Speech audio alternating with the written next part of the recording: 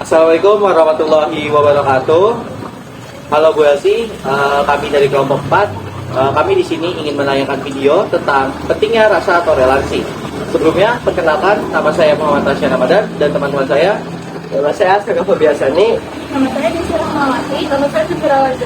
Saya Awan Alfarasullah. Saya akan Satya Pratama. Ya, dikarenakan kelompok kami sudah memperkenalkan diri, selanjutnya kami akan menayangkan videonya. Woi, Wan. Ini gue lagi nonton peristiwa kerusuhan 198. No, apa nih tuh? 98. Ya, jadi nonton aja. Tentang apa? Yang peristiwa itu bukan sih yang Pak Soeharto? Ya.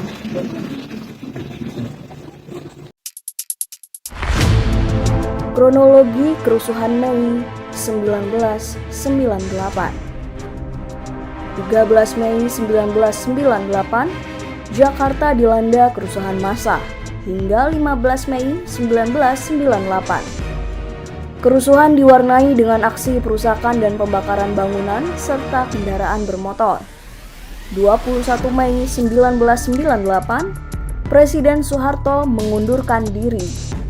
Kerusuhan bermulai dari kampus Trisakti di Jalan Daan Mogot dan Jalan Kyai Tapa dan Jalan S. Parman. Hingga sore hari, aksi perusakan dan pembakaran terus meluas. Berikut adalah kronologi kejadian kerusuhan Mei 1998. Sekitar pukul 11.30, massa sudah berdiam dan berkumpul di area sekitar kampus hingga akhirnya bergerak pada pukul 11.30. Massa adalah mahasiswa Trisakti. Beberapa teman Trisakti sempat gugur karena ditembak mati akibat aksi damai meminta reformasi. Sebelum bergerak, mahasiswa melakukan aksi berkabung untuk mengenang teman mereka yang gugur. Sekitar pukul 12.00, terjadi pembakaran truk sampah di dekat Jalan Layang.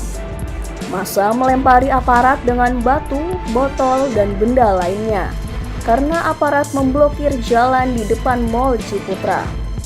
Aparat mengeluarkan rentetan tembakan peringatan dan gas air mata.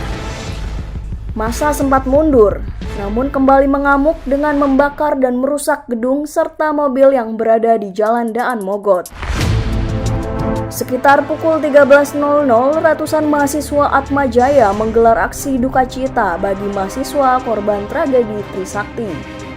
Berlangsung di Ben Hill dan Semanggi, depan kampus Atmajaya, namun Polri membubarkan dengan gas air mata yang dibalas dengan lemparan batu oleh mahasiswa Atmajaya. Sekitar pukul 15.30, 3 helikopter terbang rendah dan meminta massa untuk tidak berkerumun dan pulang ke rumah.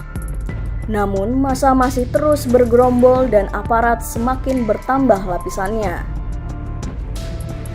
Bentrokan antara aparat dan massa tidak dapat dihindarkan. Sekitar pukul 16.00, menurut para medis dari Universitas Trisakti, setidaknya ada 9 orang terkena tembakan. 3 diantaranya peluru karet, sisanya peluru tajam.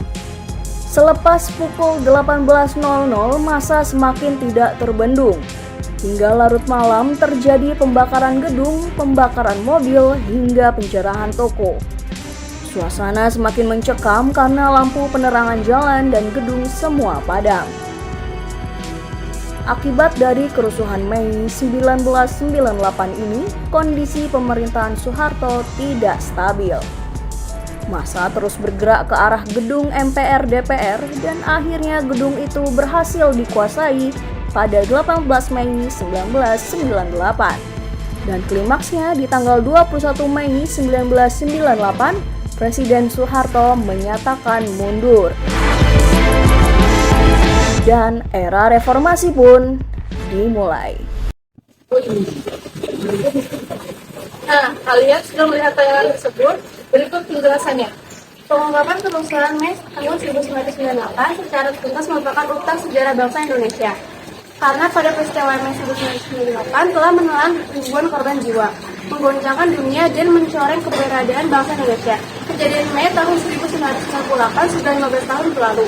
Perjalanan waktu ternyata tidak membuat orang lupa dengan kejadian yang memakan banyak korban tersebut. Ditempatkan pada sebuah sejarah kita pada perjalanan bangsa Indonesia. Korban berjatuhan dalam jumlah ribuan orang. Kerugian materi, fisik maupun psikis sama sekali tidak dapat dihindari. Indonesia porak-poranda setelah kejadian Mei 1998. Namun, sampai saat ini tidak terungkap siapa dalang dibalik kejadian Mei 1998. Kenyataan ini membuat banyak orang meluapkan opini mereka tentang Mei 1998 yang sampai saat ini masih dipertanyakan kebenarannya. Ketidakjelasan dalam dibalik kejadian Mei 1998 ini membuat masyarakat terutama keluarga korban masih tidak dapat menerima dan terus menuntut ditegaknya keadilan bahkan sampai setelah 15 tahun kejadian tersebut berlalu. Kerusuhan ini akhirnya berujung pada pengunduran diri Presiden Soeharto dan jatuhnya pemerintahan Orde Baru yang telah berkuasa selama 32 tahun. Target utama dari kerusuhan tersebut adalah etnis Tionghoa Indonesia. Namun sebagian besar korban jiwa dibakar oleh kebakaran besar yang terjadi di antara penjarahan.